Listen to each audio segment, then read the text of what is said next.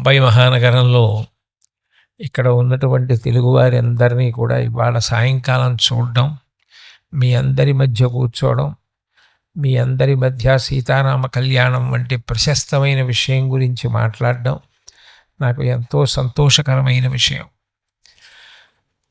సీతారామ కళ్యాణ ఘట్టం ఎట్లా అయితే రామాయణాంతర్గతంగా ఉంటుందో అట్లా ప్రతి పురాణమునందు కావ్యమునందు కూడా భగవంతుని యొక్క కళ్యాణ ప్రసక్తి వస్తుంది. అయితే మీరు రామాయణంలో పరిశీలిస్తే సీతారామ వివాహ ఘట్ట అని రాసి ఉంటుంది.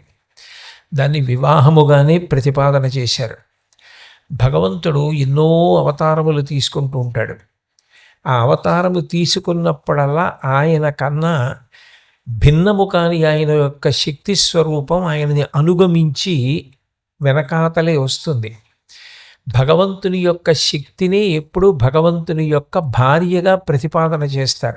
నన్ను విడిచిన శక్తి ఎట్లా ఉండదో, నేను ఇక్కడికి వచ్చి మాట్లాడితే తప్ప నా ప్రవచనం ఎట్లా వినపడదో, అట్లా భగవంతుని యొక్క శక్తి కూడా భగవంతుడి నుంచి అవిభాజ్యంగా విడదీయడానికి వీలులేనితనంతో ఉంటుంది. అందుకే నిత్యానపాయని అని అమ్మవారికి పేరు.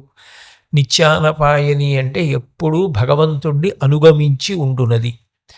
ఆయన ఎప్పుడెప్పుడు అవతారం తీసుకుని భూమి మీదకి వస్తే అప్పుడప్పుడు ఆవిడ కూడా ఒక అవతారాన్ని తీసుకుని భూమి మీదకి వస్తూ ఉంటుంది.